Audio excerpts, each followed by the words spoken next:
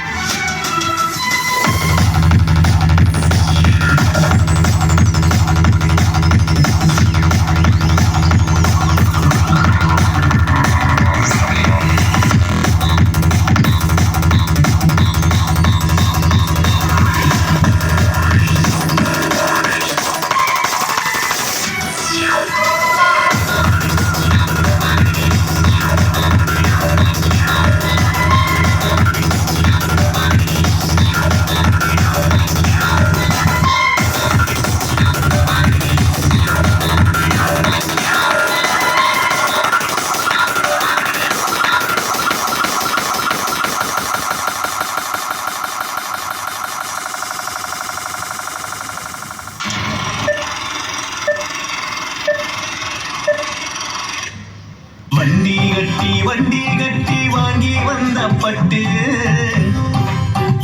நம்ம வாழ்க்கையில வசந்தமா வந்தது இந்த பட்டு.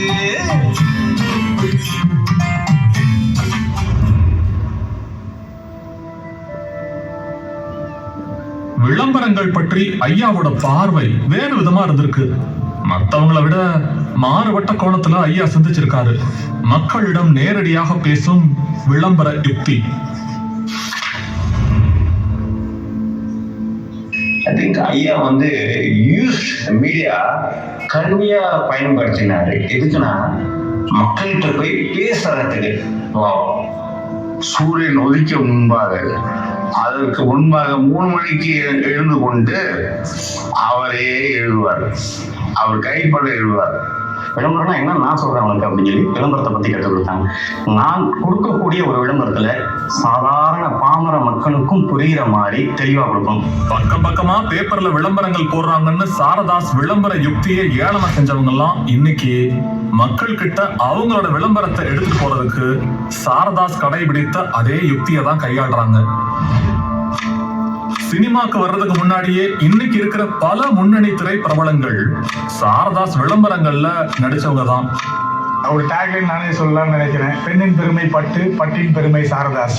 ஸோ என் பொண்ணு அடிக்கடி இந்த விளம்பரத்தை ரொம்ப ஞாபகமா சொல்லுவாங்க. நான் பட்டிங் பண்ணது போஸ்ட் ஓட்டுறதுக்கு என்ன பண்ணலாம், அப்புறம் தான் ஜல்லியை வச்சு பண்ணலாம்னு ட்ரை பண்ணேன். பட் தமிழ்நாட்டில் நம்ம தான் ஃபர்ஸ்ட் சக்ஸஸ் பண்ணி காமிச்சோம். ஃபர்ஸ்ட் டைம் நம்ம தான் எல்லா திருவிழாக்கள்லையும் இந்த மாதிரி நாங்கள் கடை வச்சுருக்கோம், இந்த மாதிரி நல்ல ஜல்லி கொடுக்குறோம் அப்படிங்கிறத விளம்பரப்படுத்தாது. கிராமமாக ஃப்ளெக்ஸ் கிடையாது, எழுதி தான் வைக்கணும். லவுட் ஸ்பீக்கர் கட்டிட்டு ஒரு ஆட்டோ எடுத்து எல்லா தெருவிலையும் இந்த சாரதாஸ் அப்படின்றத சொல்லிட்டு அதெல்லாம் விளம்பரம் அதில் பின்னாடி ஒரு பெரிய தட்டி கட்டியிருப்பாங்க, சைடில் தட்டி கட்டியிருப்பாங்க. அதில் விலைகளை அடித்து நொறுக்கி விட்டோம் அப்படின்னு எழுதியிருப்பாங்க. நாங்கள் ஸ்கூல் படிக்கும்போது இப்போ இருக்க மாதிரி ஸ்கூல் பேக்ஸ் கிடையாது. 100% சாரதாஸ் நம்ம பர்ச்சேஸ் பண்ணால் கொடுக்குற பை இருக்கு இல்லைங்களா, மஞ்சள் பை கொடுப்பாங்க. அந்த பை அந்த ஒரு வருடத்துக்கே யூஸ் பண்ணலாம். நாங்கள் ஸ்கூல் புக்கு நோட்டு இந்த மாதிரி நாங்கள் மட்டும் இல்லை, இந்த மாதிரி நிறைய குழந்தைகள் நிறைய இது பண்ணுவாங்க, எடுத்துகிட்டு போவாங்க. வெளியூர்ந்து வரும், உள்ளே வரும்போது லைக் அந்த பார்டர்ஸ்லேயே அந்த சாரதாஸ் போர்டு பார்த்தாலே அப்பா ஊருக்கு வந்தாச்சுன்ற ஒரு ஃபீலிங் வரும். அந்த போர்டு அங்கே பார்த்தாலே அந்த ஹைவேஸ்லாம் அது பார்த்தாலே திருச்சிக்கு வந்துட்டோம், வீட்டுக்கு வந்துட்டோம்ன்ற ஒரு ஃபீலிங். அப்புறம் மலைக்கோட்டை தெரியும். திருச்சியை பத்தி திரைப்படங்கள்ல பேசும்போது தவிர்க்க முடியாத அடையாளமா இருக்கிறது நம்ம சாரதாஸ் தான். சாரதாஸ் பட்டுடுத்தி சிறகாய் சிட்டடிக்கும் சாரதாஸ் கூறப்பட்டு செலவாங்கி தருவேன். எங்க இதே சாரதாஸ்ல எடுத்தா 3 ரூபாய் முடிச்சிடும் போலாமா? அப்புறம் சாரதாஸ்ல 5 பட்டு பாவாடை. இல்லத சாரதாஸுக்கு போகும்போது கூட உங்களையும் கூப்பிட்டு போகணும்னு சொல்லிட்டு இருந்தா.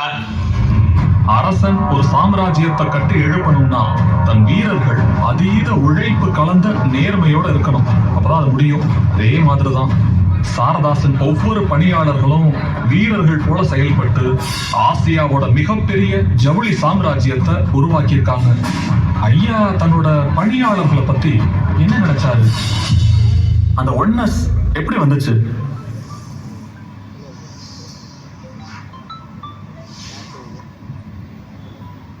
கடையில வேலை செய்யற எல்லாருமே என் பிள்ளைகள் தான்.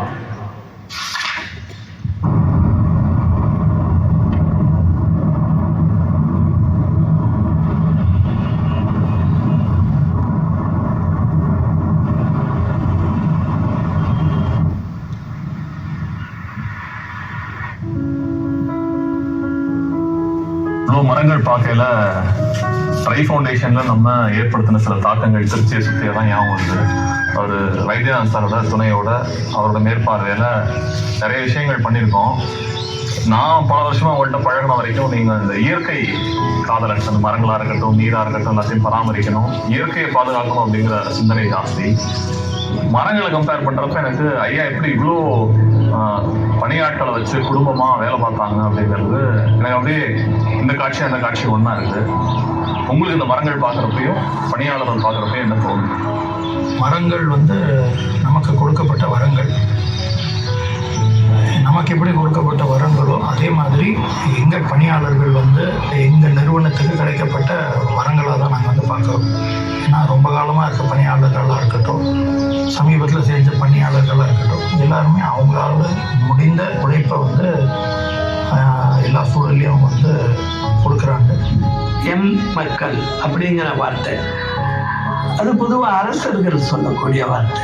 எம் மக்கள் அப்படின்னு அது எந்த அளவுக்கு அவர் யோசிக்கிறாருன்னா, அவர் கடையில் இருக்கிற ஒவ்வொருத்தங்களும் வயிறார உண்ணணும், நாவார உண்ணணும். வயிறு ரொம்பனாதான் நமக்கு வயிறு ரொம்ப மாதிரி இருக்கும் அப்படிங்கிறார். நான் கல்யாணம் பண்ணப்ப இந்த மாதிரி சாவதாஸ் இருக்காருன்னு சொன்னோன்னு தான் பொண்ணு கொடுத்தோம். வாயாலே சொல்ல மாட்டாரு. அவர் இதுக்கு தான் அவனை பார்க்குறாரு, அந்த வேலையை அவர் சொல்லாமல் நாம செஞ்சுருவோம். அறையில் வேலை செய்ய யாரையும் வேலைக்காரன் என்று சொல்லி காதிலே கேட்டதில்லை. உணவு என்பது யார் வேண்டுமானாலும் போடலாம். ஆனால் இந்த உணவை உணர்வோடு போடக்கூடிய ஒரே மனிதர் எங்களுடைய முதலாளி தான்.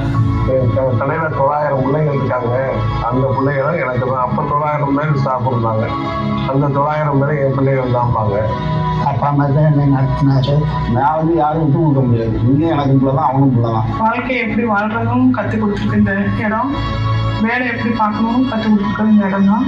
கடை துவக்கத்திலிருந்து இன்று வரைக்கும் புது வருஷ பிறப்பா இருக்கட்டும், பொங்கல், சுதந்திர தினம் மற்றும் குடியரசு தினத்துக்கு ஒன்னா வேஷ்டி சட்டை உடுத்துறதுல இருந்து 40 வருஷங்களா மாசி மாசம் வயலூர் முருகன் கோவிலுக்கு பால் குடம் மற்றும் காவடி எடுக்கிறது, தீபாவளிக்கு பணியாளர்கள் எல்லாத்துக்குமே கடையிலேயே பலகாரங்கள் செய்யறதுன்னு நிர்வாகத்தோட சேர்ந்து கொண்டாடுகிற ஒவ்வொரு நிமிஷமுமே பணியாளர்களுக்கு மறக்க முடியாத தருணங்களாகவும் அவங்களுக்குள்ள ஐக்கியமாவதற்கான வாய்ப்புகளையும் ஏற்படுத்தி கொடுத்ததுன்னு சொல்றாங்க. பணியாளர்கள் மத்தியில அந்த ஒன்னஸ ஐயா கொண்டு வந்ததன் மூலமா கோடிக்கணக்கான வாடிக்கையாளர்களை கையாளுகிற பக்குவத்தை பணியாளர்கள் ரொம்ப எளிதாகவே அடைஞ்சிருக்காங்க.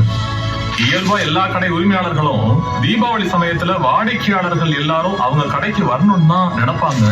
நீங்க ஏன் ஐயா அந்த தீபாவளி சமயத்துல ஷட்டர் போட்டு மக்களை நிறுத்தி விடுறீங்கன்னு ஐயாட்ட கேட்டேன். அதுக்கு அவரு 3 விஷயங்கள் சொன்னாருங்க. 1, மக்கள் நெரிசல் இல்லாம சுலபமா பர்ச்சேஸ் பண்ணி முடிக்கணும்.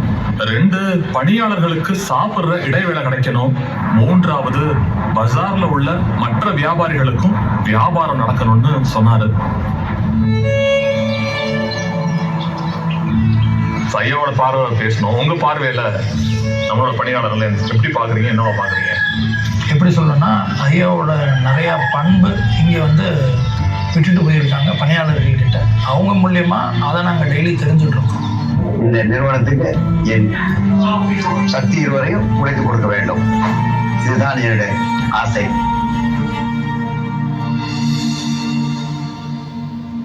வாடிக்கையாளர் கடைக்கு வர்றதுக்கு முன்னாடி சாரதாஸ் நம்ம கடை, வாடிக்கையாளர் கடைக்கு வந்த பின்னர் சாரதாஸ் மக்களோட கடை.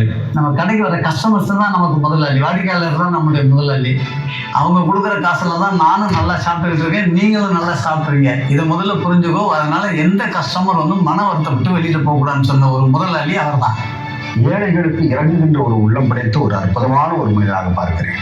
அதனால்தான் இந்த சாரதாசுக்கு வர்றவங்கலாம் வந்து பார்த்தீங்கன்னா சாதாரண மக்கள் கூட வந்து வெறுங்கையோடு திரும்பி சொல்லக்கூடாது என்பதில் இவரை மிக கவனமாக இருந்ததை நான் பார்க்கிறேன். வெறும் கையோடு உள்ளே நுழைந்தால் மஞ்சள் பையோடு மனநிறைவோடு வெளியே வரக்கூடிய நிறுவனம் தான் சாரதாஸ். எப்பெல்லாம் மக்கள் எதிர்பார்க்கிறாங்களோ, எந்தெந்த விழாவுக்கு எதிர்பார்க்கிறாங்களோ அந்தந்த விழாவுக்கு எதிர்பார்ப்பதற்கு முன்னதாகவே ஜாதி சமய மதபேதமின்றி தள்ளுபடிகளை அள்ளித்தரக்கூடிய ஒரு மாமனிதர் ஐயா மணவாளன் அவர்கள். இப்போ நம்ம ஒன்றுக்கு வாக்குவாதம் வருதுன்னு வச்சோங்க, கடை பையனுக்கும் கஸ்டமருக்கும். நான் திடீர்னு முதலாளி வந்து நான் அவனுக்காக உங்ககிட்ட மன்னிப்பு கேட்குறேன்னு சுலபமாக முதலாளி சொல்லிடுவாரு. நீங்கள் எந்த ஊரில் இருந்து வந்திருக்கின்றீர்கள், எதை பர்ச்சேஸ் செய்திருக்கின்றீர்கள், உங்கள் பிள்ளைகளுக்கு என்ன விசேஷம் வைத்திருக்கின்றீர்கள், அத்தனையும் கேட்பார்.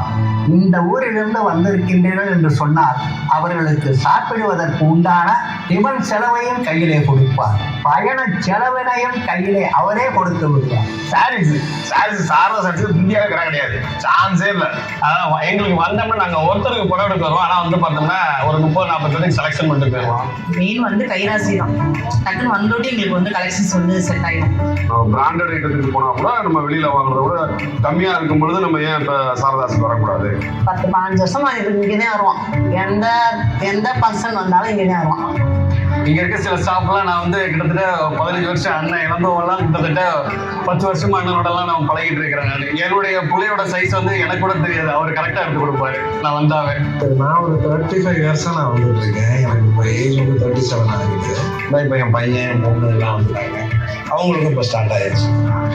எங்க பாட்டி காலத்துல இருந்து இந்த கடைக்கு தான் வந்து எடுப்பாங்க சாரி. என் அம்மாவுக்கும் இங்கதான் முகூர்த்தப்பட்டு எடுத்தாங்க, எனக்கும் இப்ப இங்கதான் வந்து எடுக்கிறேன்.